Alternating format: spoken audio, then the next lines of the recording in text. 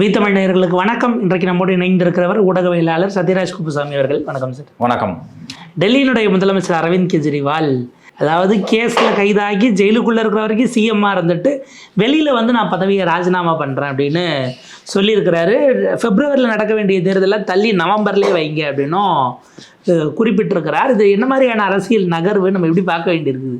இது ரொம்ப முக்கியமான ஒரு ஸ்ட்ராட்டஜியாக நான் பார்க்குறேன். இது மாதிரி ஏற்கனவே பார்த்தீங்கன்னா 2014 ஒரு முறை அரவிந்த் கெஜ்ரிவால் ரிசைன் பண்ணியிருக்காரு. அதாவது 2013 அவர் தேர்தலில் நிற்கிறாங்க. அவருடைய அரசியல் துவக்க காலம் அப்படிங்கிறது எல்லாத்துக்கும் தெரியும். அண்ணா ஹசாரே, பாபா ராம்தேவ் இவங்கள மாதிரியான ஒரு ஆர்எஸ்எஸ் பின்புலம் உள்ள ஆட்களுடைய அந்த ஆன்டி கரப்ஷன் மூமெண்ட்டில் ஒரு முக்கியமான ஒரு மெம்பராக மாறுறாரு. அதில் இருந்து அந்த போராட்டங்களில் தொடர்ச்சியாக இருந்து அந்த போராட்ட களத்தை தேர்தல் களத்துக்காக அவர் மாற்றுறாரு. தேர்தலில் நிற்கிறாரு, கட்சியை துவங்குறாரு, எலெக்ஷனில் ஜெயிக்கிறாரு. ஆனால் முதல் தடவை அவர் தேர்தலில் ஜெயிக்கும் போது அவருக்கு ஆட்சியை பிடிக்கிற அளவுக்கான மெஜாரிட்டி அவருக்கு கிடைக்கல. டெல்லியினுடைய மொத்த 70 சீட்டில் வெறும் 28 சீட்டை தான் ஆத்மி ஜெயிக்குது. 31 சீட்டு பாஜக தான் ஜெயிக்குது. அந்த நேரத்தில் பார்த்தீங்க அப்படின்னா வெளியே இருந்து காங்கிரஸ் ஒரு ஆதரவு கொடுத்தாங்க. காங்கிரஸினுடைய 8 எம்எல்ஏக்களுடைய ஆதரவை வச்சு தான் ஆத்மி அரவிந்த் கெஜ்ரிவால் முதலமைச்சராக மாறினார்.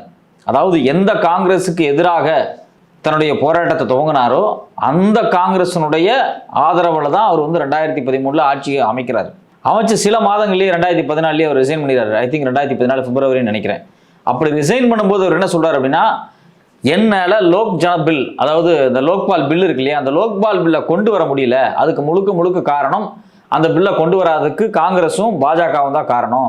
ஸோ இப்போ ஆத்மி அப்படிங்கக்கூடிய ஒரு மைனாரிட்டி அரசாங்கத்தால் இது கொண்டு வர முடியலன்னு சொல்லி அவர் பொதுமக்கள்கிட்ட பகிரங்கமாக பேசி ஒரே நாளில் ரிசைன் பண்ணுறாரு. என்னையோட நான் ரிசைன் பண்ணிக்கிறேன், நான் இந்த சட்டம் தான் என்னுடைய முக்கியமான பிரதானமான கொள்கை, இந்த சட்டத்தை இயற்ற முடியல அப்படின்னா நான் இந்த பதவியில் இருக்கிறதே வேஸ்ட்டு அப்படிங்கிறாரு. அதாவது நான் ஒரு காமனான மேன், எனக்கு சீஃப் மினிஸ்டர் போஸ்ட் முக்கியம் கிடையாது, நான் சீஃப் மினிஸ்டராக வந்தது, ஒரு கட்சியை துவங்கினது, இது எல்லாமே எதுக்காக அப்படின்னா அந்த லோக்பால் அப்படிங்கிற ஒரு சட்டத்துக்காக தான்.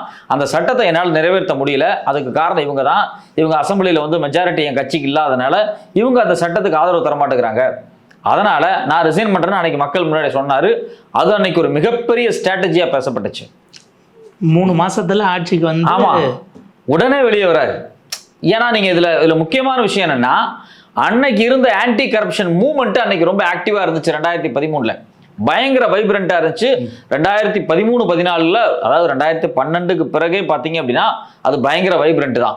டெய்லி அரசியல் கட்சிகளை விட அதிகமாக ஊடகங்கள் யாரை காமிச்சாங்க அப்படின்னா அண்ணா ஹசாரேவை காமிப்பாங்க, இல்லை பாபா ராம்தேவ், இந்த பக்கம் கிரண்பேடி, பிரசாந்த் பூஷன், இல்லைனா அரவிந்த் கெஜ்ரிவால். இந்த டீம் தினம் நியூஸ்ல இருந்துகிட்டே இருப்பாங்க. தினம் பத்திரிகையில் ஹெட்லைன்ஸா இருக்கும். 2G ஸ்பெக்ட்ரம் கேஸை பேசுவாங்க, கோல் ஸ்கேம் பத்தி பேசிட்டு இருப்பாங்க, காமன்வெல்த் கேம்ஸ் பத்தி பேசுவாங்க. காமன்வெல்த் கேம்ஸ் தான் பிகினிங் பாயிண்ட். அதை வச்சுதான் அவங்க எல்லா பாலிடிக்ஸையும் பண்ணாங்க. ஸோ அப்பவே பாத்தீங்க அப்படின்னா சில பத்திரிகைகள் இந்த அண்ணா ஹசாரே, பாபா ராம்தேவ் இந்த டீமுக்கும் ஆர்எஸ்எஸ்க்கும் ஒரு தொடர்பு இருக்கு அப்படிங்கறத தொடர்ச்சி எழுதினாங்க. அந்த நேரத்தில் இந்த திடீர் இந்த போராட்டத்துல பாபா ராம்தேவ் விலகிறாரு.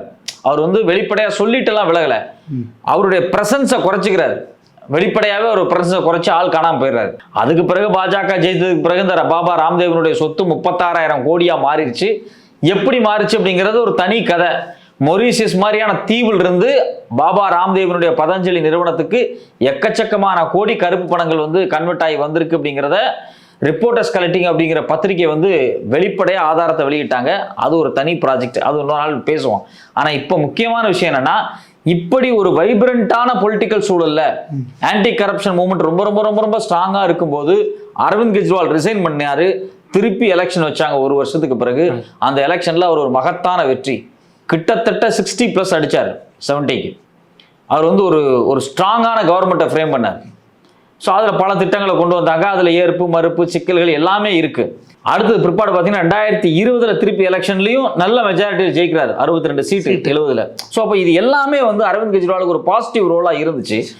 ஏற்கனவே ரிசைன் பண்ணி நம்ம ஒரு மிகப்பெரிய சப்போர்ட்டை வச்சிருக்கிற மாதிரி இந்த 24 நம்ம ரிசைன் பண்ணோம்னா இந்த 25 பிப்ரவரியில் வரக்கூடிய அந்த எலெக்ஷனில் நமக்கு ஒரு மிகப்பெரிய ஒரு ஓட் பேங்க்ல நம்ம ஜெயிப்போம். மக்கள்கிட்ட இப்போ ஒரு பெரிய அனுதாப அலை இருக்கு. ஆத்மியை சார்ந்த முக்கியமான 3 தலைவர்கள், அரவிந்த் கெஜ்ரிவாலாக இருக்கட்டும், மணிஷ் சிசோடியாவாக இருக்கட்டும், இல்லை சஞ்சய் சிங், இவங்க எல்லாருமே கைது பண்ணப்பட்டிருக்காங்க. எல்லாருமே சிறையில் கணிசமான நாட்கள் இருந்திருக்காங்க. இந்த அனுதாப அலை இன்னைக்கு டெல்லி முழுக்க இருக்கு. இதை நம்ம அறுவடை பண்ணிடணும் அப்படின்னு அவர் பேக் டு 2014 ஸ்ட்ராட்டஜி இப்போ கொண்டு 2024 வைக்கிறாரு. பட் இந்த ஸ்ட்ராட்டஜி இப்போ ஒர்க் அவுட் ஆகுமா அப்படிங்கிறதான் ஒரு பெரிய கேள்வியே. ஏன்னா 10 ஆண்டுகளில் அரவிந்த் கெஜ்ரிவாலினுடைய பேக்கப்பா இருந்த ஆன்டி கரப்ஷன் மூவ்மெண்ட் இப்ப இல்லை. இப்ப சாதாரண 10ஓட 11ஆன ஒரு அரசியல் கட்சியா தான் மக்களால் பார்க்கப்படுது ஆத்மி. இந்த நேரத்தில் இந்த ஸ்டண்ட் தேவையா அப்படிங்கிற ஒரு கேள்விதான் நமக்கே வருது. இதுல இன்னும் ஒரு கேள்வி என்ன வரும் அப்படின்னா, நீங்க ரிசைன் பண்ணீங்கன்னா கம்ப்ளீட்டா கேபினெட் டிசால்வ் ஆயிரும். ஆமா, கவர்னர் நீங்க எலெக்ட் பண்ற ஒருவரை பதவியேற்க அழைப்பாரா அப்படிங்கிற கேள்வி இருக்கு. ஆமா, ஆப்வியஸாக உங்கள் ரெசிக்னேஷனை மட்டும் ஏற்றுக்கிட்டு அவர் அதனால தான் ரொம்ப காஷியஸாக முதல்ல ரெசிக்னேஷன் லெட்டரை கொடுத்துட்டு அப்புறம் நாங்கள் எம்எல்ஏஸ் கூடி வரோங்கிற ஏப்பில் சசிகலா போகிறப்ப வித்யாசாகர் மகாராஷ்டிரா போன மாதிரி எங்கன்னா போயிட்டு வரோன்னு ஒரு எண்ணத்தில் போனாலும் கூட அது பொலிட்டிக்கல் கிரைசிஸாக உருவாவதற்கான ஒரு வாய்ப்பும் இருக்குல்ல. கவர்னர் எப்படி உங்களை ஆட்சி அதிகாரத்துக்கு வாங்கன்னு திரும்ப கூப்பிடுவாரு. இப்போ நீங்கள் சொன்னதுல எனக்கு ஒரு பாயிண்ட் தோணுது. இப்போ இவர் ரிசைன் பண்ணுறேன்னு சொல்கிறாரு, 48 hours டைம் கேட்டிருக்காரு. இந்த 48 hours டைம் கேட்ட இவர் ரெசிக்னேஷனை இமீடியட்டாக பண்ணலை. ஒரு 48 hours கேப் கொடுத்து மக்கள்கிட்ட எக்ஸ்பிளைன் பண்ணுறாரு, நான் ஏன் ரிசைன் பண்ண போகிறேன் அப்படின்னு. இப்போ இந்த நேரத்தில் நமக்கு வரக்கூடிய கேள்வி என்னன்னா, கேபினெட்டை அவர் டிசால்வ் பண்ணுவாரா அப்படின்னு. இல்லை, சிஎம் ரிசைன் பண்ணால் ஆட்டோமேட்டிக்காக கேபினெட் டிசால்வ் ஆயிரும். ஏன்னா அவர் தான் அத்தனை பேர் அப்பாயின்ட் பண்ணியிருக்காரு ப்ரொராகேட்டிவா. ஆமாம், அல்ல சிஎம்மோட ரெசிக்னேஷன் என்பது ஒட்டுமொத்த கேபினெட்டே போயிடும் ஃப்ரெஷ்ஷாக. அவர் தான் சொல்கிறாரு, தனக்கு ரீப்ளேஸாக யார் வேணாலும் வருவாங்க அப்படிங்கிற மாதிரியான ஒரு ஸ்டேட்மெண்ட் சில இடத்துல சொல்கிறாரு. அவங்க மனைவி வருவாங்களா அப்படின்னு கேட்டால் கூட அது கூட நடக்கலாம் அப்படிங்கிற சொல்கிறாரு. அப்போ தான் அது என்ன ஆகும்னா, இப்போ அதாவது முதலமைச்சர் தான் அத்தனை அமைச்சர்களையும் தேர்ந்தெடுத்து பரிந்துரைச்சிருக்காரு. ஸோ அவர் தான் ஹெட். அவர் ரிசைன் பண்ணாருன்னா ஒட்டுமொத்த கேபினெட்டுக்குமான பவர் முடிஞ்சிடும். இப்போ அடுத்து என்ன பண்ணணும், இருக்கிற எம்எல்ஏக்களில் பெரும்பான்மை கட்சி கூடி சட்டமன்ற குழு தலைவராக ஒருத்தரை தேர்ந்தெடுக்கணும். அது யாராக வேணாலும் இருக்கலாம். ஆனால் இந்த ப்ராசஸை ஆட்சி அமைக்க வாங்கன்னு கூப்பிட வேண்டிய கவர்னர் இந்தியன் எக்ஸ்பிரஸில் நடுப்பக்கத்தில் ஒப்பீனியன் காலம் எழுதுறாரு. டெல்லி தான் இன்றைக்கு ஊழல் நிர்வாக சீர்கேட்டினுடைய உச்சம், மோசமான மாடல்னா டெல்லி மாடல்னு அவர் கட்டுரை எழுதிட்டு இருக்காரு கவர்னர். பொலிட்டிக்கலாகவே இதுக்கு மக்கள் பதிலளிப்பாங்க தேர்தல் அப்படின்லாம் எழுதக்கூடிய ஒரு கவர்னர் இவர் எப்படி கூப்பிடுவாருங்கிற.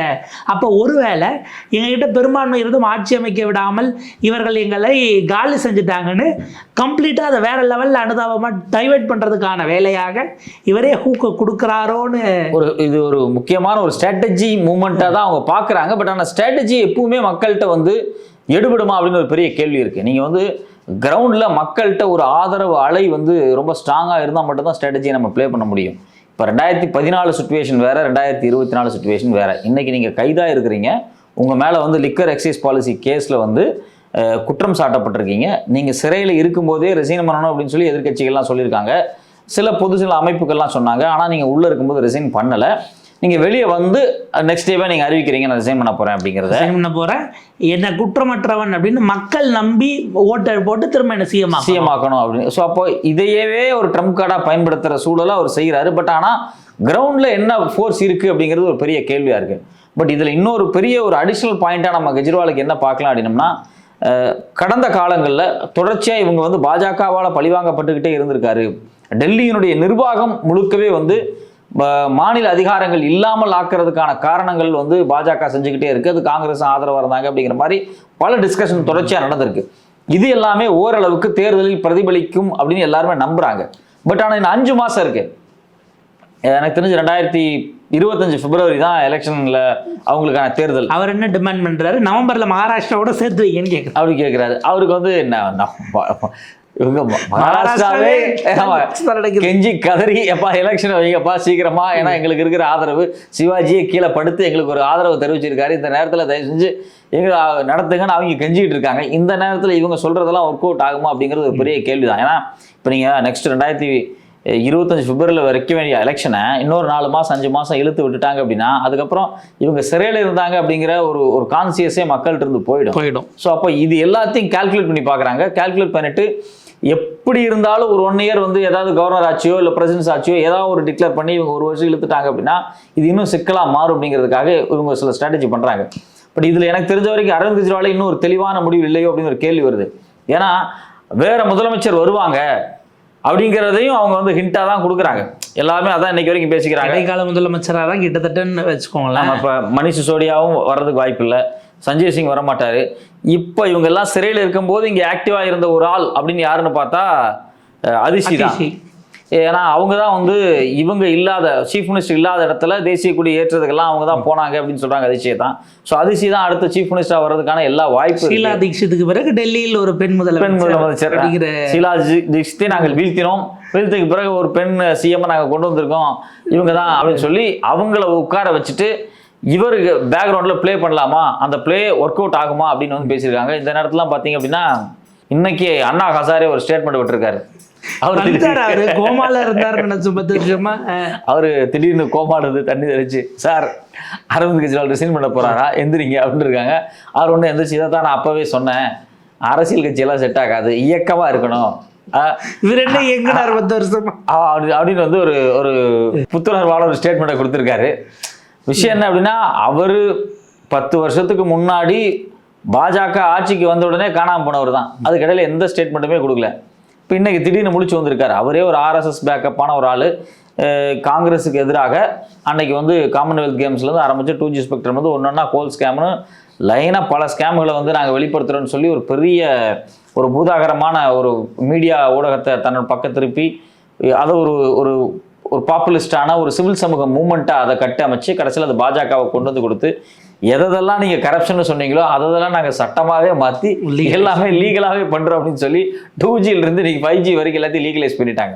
ஸோ இன்னைக்கு அவர் ஆனால் எந்திரிச்சு வரல. இன்னைக்கு அவர் வந்து கோமால படுத்தியே தான் இருந்தார் 10 வருஷமா. திடீர்னு போயிடுச்சு வந்து அரவிந்த் கெஜ்ரிவாலுக்கு ஒரு கருத்து சொல்லியிருக்காரு. ஆமாம் நம்ம இயக்கமாகவே இருந்தால் தான் சரி, இயக்கமாக இருந்திருந்தா இன்னைக்கு இந்த பிரச்சனைலாம் வந்திருக்காது அப்படின்னு ஒரு கருத்தை அவர் சொல்கிறாரு. சரி அவர் தான் ஆட்சிக்கு போயிட்டார், நீங்கள் தான் 10 வருஷமா இயக்கத்தை நடத்தியிருக்கலாமே, உங்களை இயக்கத்தை நடத்த வேண்டாம்னு யாருமே சொல்லலையே. பல மாநிலங்கள்ல பல இடங்கள்ல பல கரப்ஷன் நடந்திருக்கு. அண்ணா ஹசாரே அவர் தலைமையில் ஒரு பெரிய ஆன்டி கரப்ஷன் மூவ்மெண்ட்டை தொடர்ச்சியாக நடத்தியிருக்கலாம்.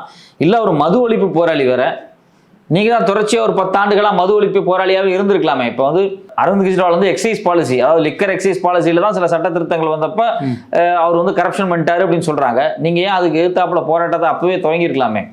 அரவிந்த் கெஜ்ரிவாலுக்கு எதிர்த்தாப்புலேயே ஒரு போராட்டத்தை துவங்கிருக்கலாம், ஒரு துவங்கலை. இது மட்டும் இல்லாமல் இந்தியா முழுக்க பல இப்போ CAG அறிக்கை வந்து ஒரு மிகப்பெரிய கட்காரி ஊழல்னு வந்துச்சு, அப்போ எதுவும் பேசலை. அது ரஃபேல் ஊழல் இருந்துச்சு, அப்போ எதுவும் பேசலை. எதுவுமே பேசாமல் இருந்துட்டு இப்போ திடீர்னு வந்து பேசுகிறாரு. ஸோ அப்போது அரவிந்த் கெஜ்ரிவால் அன்னைக்கு இருந்த அண்ணா ஹசாரேவோ இல்லை அந்த மூமெண்ட்டோ அந்த பேக்கப் இப்போ இருக்கும் அப்படின்னு பார்க்குறாரு. அந்த பேக்கப் அவருக்கு இல்லை, அது அவருக்கு எதிராகவே தான். 2020 அந்த பேக்கப் இல்லாம தானே அவர் செகண்ட் டெய்னர் வந்தாருங்கிற அது ஒரு 2020 அவருக்கு ஒரு, அதாவது 2015 ஆட்சி இருக்கு இல்லையா, அது அவருக்கு ஒரு கிரேஸ் இருந்துச்சு, கம்ப்ளீட்டா அது இருந்துச்சு. ஆனா 2020 அது ஒர்க் அவுட் ஆச்சு. அட்மினிஸ்ட்ரேட்டிவ் ரிஃபார்ம்ஸ்ங்கிற வகையில் நிறைய விஷயம். ரெண்டாவது முக்கியமான விஷயம் என்னன்னா அவங்களுக்கு பாஜகவோட ஒரு பெரிய டைப் ஃபைட் இருந்துகிட்டே இருந்துச்சு, அது ஒரு ஒர்க் அவுட் ஆச்சு. ஆனா இந்த தடவையும் அது ஒர்க் அவுட் ஆகுமா அப்படிங்கறதான் எல்லாத்துக்குமே ஒரு பெரிய கேள்வியா இருக்கு. ஏன்னா 2019 7க்கு 7 சீட்டு பிஜேபிக்கு கொடுத்துட்டு 20 இவரை எலெக்ட் பண்ணவங்க டெல்லி மக்கள். ரெண்டாவது நீங்க இப்ப ஹரியானா தேர்தல் வருது. ஹரியானா தேர்தல் இவங்க தனிச்சு தான் நிக்கிறாங்க. இதுக்கு முன்னாடி ஹரியானா தேர்தல் இவங்களுக்கு ஒன்றும் இல்லை, வாஷ் அவுட் தான். 46 தொகுதியில் நின்னாங்க, அதுலேயும் வாஷ் அவுட் தான். இப்போ இந்த தேர்தல் ரிசல்ட் வரும்போது ஹரியானாவில் இப்போ வந்து எல்லா தொகுதியிலையும் மொத்தமாக நிற்கிறாங்க. இப்போ இந்த மொத்த ஹரியானா தொகுதியில் இவங்க நின்று எலெக்ஷனில் வந்து அக்டோபர் 5 வரக்கூடிய ரிசல்ட்டை பார்க்கும்போது இவங்களுக்கு ஒன்றுமே இல்லாமல் வாஷ் அவுட் ஆச்சு அப்படின்னா கண்டிப்பாக அது வந்து டெல்லி தேர்தலையும் அதை பிரதிபலிக்கும். ஆனால் இவங்களுடைய கால்குலேஷன் இப்போ என்னவா இருக்கு அப்படின்னா இந்த நேரத்தில் ரிசைன் பண்ணிட்டு நாம போய் ஹரியானாவில் பிரச்சாரம் பண்ணோம் அப்படின்னா ஒரு கன்சிடரபிளான ஓட்டு நமக்கு கிடைக்கும், அங்கே ஒரு பெரிய ஓட் பர்சன்டேஜ் காமிக்க முடியும் அப்படின்னு அவங்க ஒரு கால்குலேஷன் போடுறாங்க. இன்கம்பன்சி காலி பண்ணோம்னா காங்கிரஸ் மறுபடியும் காங்கிரஸ் மறுபடியும் கீழே தள்ளி ஹேட்ரிக் கொடுப்போம் மகாராஷ்டிராவில் பிஜேபிக்கு. ஏன்னா இப்போ அவருக்கு இப்போ ஒரு ஆளா இருக்கு. இப்போ வந்து அரவிந்த் கெஜ்ரிவால் சிறையிலேருந்து வந்திருக்காரு. ஹரியானா பஞ்சாப் இந்த பார்டர்ஸ்ல அவருக்கு ஒரு நல்ல ஆதரவு இருக்கு. இந்த நேரத்தில் அவர் ரிசைன் பண்ணிட்டு போய் நாங்கள் வந்து பிரச்சாரம் பண்ணா ஹரியானாவில் ஒரு பெரிய ஓட்டை கவர் பண்ண முடியும் அப்படின்னு நினைக்கிறாரு. ஆனால் அது ஒர்க் அவுட் ஆகும். கிரவுண்டில் அவங்களுக்கு ஒரு ஓட் பர்சன்டேஜ் வந்து இன்க்ரீஸ் ஆகிற வாய்ப்பு இருக்கு. பட் ஆனால் அது பாஜகவுக்கு தான் சாதகமாக போய் முடியுமே தவிர அது வந்து காங்கிரஸுக்கு இல்லை வந்து மற்றவங்களுக்கு சாதகமாக போய் முடியாது. ஆன்டி இன்கம்பன்சி காலி பண்ணி கூறு போட்டுட்டு ஒரு மக்கள் நல கூட்டணி வேலையை அவர் அங்கே பார்க்க போகிறார். அங்கே ஒரு மக்கள் நல கூட்டணி வேலையை அவர் பார்க்க போறாராங்கிற கேள்வி தான் நமக்கு வருது. ஸோ அப்போ இந்த நேரத்தில் இவருடைய ஸ்ட்ராட்டஜி வந்து ஹரியானா தேர்தலுக்கு அவர் கட்சிக்கு சாதகமாக சில வேலைகளை செய்ய போகிறாரு. பட் அது ஒரு பொலிட்டிக்கல் இம்பார்ட்டண்டான ஒர்க்காக இருக்காது. ஏன்னா ஹரியானாவில் டஃப் ஃபைட்டு போயிட்டுருக்கு காங்கிரஸுக்கும் பாஜகவுக்கும். இது உண்மையிலே ஒரு முக்கியமான தேர்தல் தான் ஹரியானாவில். ஸோ இந்த தேர்தல் நேரத்தில் காங்கிரஸுக்கு சப்போர்ட்டாக இருந்திருக்க வேண்டிய ஆத்மி தனிச்சு நாங்கள் போட்டிக்கிறோம்னு சொல்லி அவங்க போட்டிடுறாங்க. ஏற்கனவே எம்பி எலெக்ஷன்ஸ்ல இருந்த போதும் இவங்களுக்கு ஒரு எம்பி அங்கிருந்து தான் வந்திருக்கு. பஞ்சாப்ல நீங்க ஆளுங்கட்சியா இருந்து எம்பிகள் ஜெயிச்சது 4 ஜெயிச்சதை விட அங்கே ஹரியானாவில் உங்களுக்கு கூட்டணிக்குள்ளே வந்து ஒரு சீட்டை கொடுத்து 3% ஓட்டு உங்களுக்கு விழுந்திருக்குன்னா அது அவங்க பண்ணது தாங்கிறதையும். பட் கால்குலேட்டிவாக காங்கிரஸோட கூட்டணி அவங்களுக்கு என்ன பலம் பலவீனம் அப்படிங்கிறத அவங்க அனலைஸ் பண்ணாங்களா அப்படிங்கிறது நமக்கு இன்னைக்கு வரைக்கும் தெரியல. ஏன்னா ஹரியானாவில் கிடைக்கும், ஆனால் டெல்லியில் விடாது அப்படின்னும் போது அவர் ஆபீஸாக டெல்லியை தான் அவர் பார்ப்பாரு. நம்ம கட்சிக்காரங்க அங்கே ஆட்சியை வேற ஸ்டேட்டில் பிடிச்சா என்ன பிடிக்கலன்னா நம்ம இருக்கணும்ல அப்படிங்கிற ஒரு பொலிட்டிஷியனாக அவர் யோசிச்சாருன்னா காங்கிரஸை விலக்கி வைக்கிறதா நல்லது. நம்மளும் பிஜேபின்னு இருக்கிற வரைக்கும் நம்ம இதுக்குள்ளே வாகா அடிக்கலாம்னு யோசிக்கிறாரோ அப்படிங்கிறது. இப்போ சிறையில் இருக்கும்போதே அவர் ரிசைன் பண்ணியிருந்தார் அப்படின்னா இது வந்து இப்போ அவர் அந்த கரப்ஷனை வந்து ஏற்றுக்கிட்ட மாதிரி இருக்கும். ஆனால் வெளியே வந்து பெயில் கிடச்சி சுப்ரீம் கோர்ட் என்னை விட்டுருச்சு, எனக்கு என் மேலே எந்த முகாந்திரமே இல்லை, ஆனால் இவ்வளோ க்ளீனாக ஓரளவுக்கு நான் இருந்து வெளியே வந்ததுக்கு பிறகு நான் ரிசைன் பண்ணுறேன் அப்படிங்கிறதே ஒரு ட்ராமா தான். அவர் வந்து இல்லை உள்ளே இருக்கும்போது அவர் ரிசைன் பண்ணியிருந்தார் அப்படின்னா அவர் மேலே குற்றச்சாட்டு நிரூபிக்கப்பட்டுருச்சு, அவர் மேலே வந்து சில ஆதாரங்கள் இருக்குது, அவர் வந்து ஏதோ ஒரு வகையில் பயப்படுறாரு, அவர் ரிசைன் பண்ணிட்டாரு அப்படின்னு சொல்லுவாங்க. ஸோ வெளியே வந்து நான் வந்து இல்லை, நான் வந்து பெயில் கிடச்சிருச்சு, சுப்ரீம் கோர்ட்டே சொல்லிருச்சு என் மேலே வந்து எந்த முகாந்திரமே இல்லை அப்படின்னு, கேஸ் சீக்கிரமாகவே முடிஞ்சிடும், நான் நிற்க போகிறேன், நான் ரிசைன் பண்ணிட்டு தேர்தலில் டைரெக்டாக நின்று நான் மக்களை சந்திக்கிறேன், எனக்கு மக்கள் ஓட்டு போட போகிறாங்க, நான் அடுத்த முதலமைச்சராக வரப்போகிறேன் அப்படிங்கிறது தான் அவர் வந்து பொலிட்டிக்கலாக கோர்ட் என்ன விடுவிக்குதோ இல்லையோ நீங்க என்ன விடுவிச்சு முதலமைச்சராக. இதெல்லாம் ஏற்கனவே வந்து தமிழ்நாட்டில் பல தடவை நடந்திருக்கு. இல்லை அது அந்த ஹெட்லைன்ஸை இந்த ஸ்டீல் பண்ணுறங்கிற ஒரு இதில் ஸ்ட்ராட்டஜிக்கலாக அது ஓகே தானே. அவங்க ரிசைன் பண்ணாங்க, நான் ரிசைன் பண்ணுறேன்னு இவர் அறிவிச்ச உடனே இது ட்ராமாங்கிறாங்க. பாருங்க அவங்களே மாற்றி பேசுகிறாங்க. இப்போ இவர் கிளைம் பண்ணிக்கலாம். இன்னொரு 5 மாதத்துக்கு தேர்தலே இல்லைன்னு வச்சுங்களேன். இந்த 5 மாதம் 4 மாதம் வந்து தொடர்ச்சியான போராட்டங்கள், தொடர்ச்சியாக பாஜகவுக்கு எதிரான ஒரு லைம்லைட் ஸ்டேட்மெண்ட்ஸை கொடுத்துக்கிட்டு நம்ம வந்து ஆன்லைன்லேயே இருக்கலாம் அப்படின்னு அவர் நினைக்கிறாரு. அதையும் தாண்டி அதிசய மாதிரி ஒரு ஆளை வந்து அவங்க சிஎம்மாக போட்டாலும் அவங்க பன்னீர்செல்வம் மாதிரி தான் செயல்பட முடியும். இல்லை இப்போ அவங்க வந்து நடுவில் போதுமான அளவுக்கு தண்ணீர் பற்றாக்குறை இருக்குது டெல்லியில் அப்படின்ட்டு உண்ணாவிரதம்லாம் இருந்தாங்க அந்த அம்மையார். இப்போ இது பெயிலில் சஞ்சய் சிங் வர்றது கொஞ்சம் முன்னாடி உண்ணாவிரதம்லாம் ஒரு 4-5 நாள் தொடர்ந்து உண்ணாவிரதம்லாம் இருந்தாங்கிறத பார்க்குறோம், லெப்டினன்ட் கவர்னருக்கு எதிராக. ஸோ அப்போ இந்த ஸ்ட்ராட்டஜி அவங்க பயன்படுத்துகிறாங்க. பட் ஆனால் இது ஒர்க் அவுட் ஆகுமா அப்படிங்கிறத நம்ம வெயிட் பண்ணி தான் பார்க்கணும். ரெண்டாவது முக்கியமான விஷயம், ஏற்கனவே டெல்லியினுடைய அதிகாரங்கள் படிப்படியாக பறிக்கப்பட்டுக்கிட்டே இருந்துச்சு, ஃபுல்லாகவே முடிஞ்சிருச்சு. ஆல்மோஸ்ட் டெல்லியினுடைய பவர் அப்படிங்கிறது ஒட்டுமொத்தமாகவே லெப்டினன்ட் கவர்னர் கையில் தான் இருக்குது. இந்த நேரத்தில் இவங்க ரிசைன் பண்ணிட்டு கவர்மெண்ட்டே இல்லை அப்படின்னா ஒட்டுமொத்தமான பவரும் ஒட்டுமொத்தமாக டெல்லியினுடைய மொத்த கண்ட்ரோல் அவங்க கைக்கு போயிடும். இதில் இவங்களுக்கு இருக்கக்கூடிய ஒரு பெரிய ஆதாயம் என்ன அப்படின்னா கடந்த காலங்களில் இவங்க நிறைய திட்டத்தை செயல்படுத்துறதாக சொல்லியிருந்தாங்க. லோக்கல் பாடியில் என்னமோ அவங்களுக்கு ஒரு ஸ்ட்ரென்த் இருக்கு. சில திட்டங்களை வந்து அரவிந்த் கெஜ்ரிவால் அரசு முன் வச்சிருந்தது, சில செயல்படுத்துகிற திட்டங்கள், அந்த திட்டங்கள் குறித்தான கேள்விகள் தேர்தல் நேரத்தில் வராது. இப்போ நீங்கள் அவங்க சொன்ன முக்கியமான கிளினிக்ஸ், ஆமாம் கிளினிக் திட்டங்களாக இருக்கட்டும், இது எல்லாமே வந்து பார்த்தீங்கன்னா அதில் ஒரு ப்ரோஸ் அண்ட் கான்ஸ் இருக்குல்ல, இதில் வந்து சிக்கல்கள் இருக்குது, இது குறித்தான கேள்விகள், இது குறித்தான விடயங்களை வந்து அட்ரஸ் பண்ண வேண்டியது பிரைமரி அட்ரஸாக இருக்காது. இப்போ தேர்தலில் நீங்கள் போய் நின்னீங்க அப்படின்னா நான் ஆட்சி நடத்தவே விடலை, என்னை ஜெயிலில் போட்டாங்க, நான் ரிசைன் பண்ணியிருக்கேன், என்னை ப்ரூவ் பண்ணணும், என் மேலே எந்த குற்றச்சாட்டுமே இல்லை, இதுக்கு எனக்கு வாக்களிங்க அப்படிங்கிறது தாண்டி நீங்கள் ஓட்டு போட்டு என்ன தேர்ந்தெடுத்தீங்க, இவங்க வேலை செய்ய விடல, அவங்களுக்கு பாடம் போட்டுங்க அப்படிங்கிற மாதிரியான ஒரு நரேஷன் தான் அங்கே இருக்குமே தவிர தேர்தல் தேர்தல் அதுதான் பிரதானமாக இருக்குமே தவிர நான் இந்த திட்டத்தை செஞ்சேன், நான் இந்த சட்டங்களை கொண்டு வந்திருக்கேன், நான் இதெல்லாம் பண்ணியிருக்கேன், நான் வந்து டெல்லியினுடைய மாநில உரிமையை பாதுகாத்திருக்கேன், இந்த டிஸ்கஷன் எதுவுமே வந்து தேர்தலில் இருக்காது. முழுக்க ஆன்டி பிஜேபி ப்ளஸ் தம் மேலே இருக்கக்கூடிய சிம்பத்தி இதை மையமாக வச்சே தான் போகும் அப்படிங்கிறது தான் எதிர்பார்க்கப்படுது. இது எல்லாமே எப்படி நடக்கும் அப்படின்னு நம்ம பொறுத்திருந்து தான் பார்க்கணும். மிக நிச்சயமாக ஒரு பாயிண்ட்டு. ஏன்னா முதல்ல ஆம் ஆத்மி என்கிற ஒரு அரசியல் கட்சி அடிப்படையில் எதுவும் தத்துவத்தோடு வந்த கட்சி கிடையாது. வெறும் நம்ம சங்கர் படம் மாதிரி, அதாவது எங்கே பார்த்தாலும் லஞ்சம் ஊழல் அப்படின்ட்டு மாற்று ஏதாவது சொல்லுவாங்கன்னு பார்த்தா அது ஒரு விதமாக போயிட்டு இருக்கு. இந்தியன் பார்ட் 2 மாதிரி தான் அது. இந்தியன் பார்ட் 2 அப்படிங்கிறதுக்கு முந்தின வெர்ஷன் வச்சுக்கலாம், வேணா 1.5 வச்சுக்கலாம். அங்கே அண்ணா ஹசாரே தாத்தா வந்து ஹீரோவாக கிடையாது, கடைசியில் ஆளாளுக்கு ஒரு பொறுப்புக்கு போயிட்டாங்க, அவரை தான் கோமலையாக்கிட்டு போயிட்டாங்க.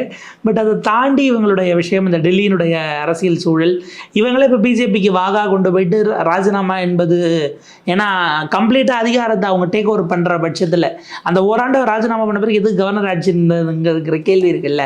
டெல்லியில் ஒரு ஆட்சி அமைகிற வரைக்கும் இருந்ததும் ஒரு ஆட்சி மோடி கவர்மெண்ட் வந்த பிறகு அடுத்த ஒரு 8 மாதத்துக்கு ஏன் அதை வச்சுருந்தாங்க, என்ன மாதிரியான வேலை பார்த்தாங்கிறதெல்லாம் ரொம்ப பெரிய கேள்வி. அந்த மாதிரியான ஒரு சூழலை உருவாக்கி கொடுத்தா அது சிம்பத்தியாக மாறுதா என்ன அப்படிங்கிறதெல்லாம் மக்கள் தான் முடிவு பண்ணணும். உங்கள் நேரத்துக்கும் கருத்துக்கும் நன்றி.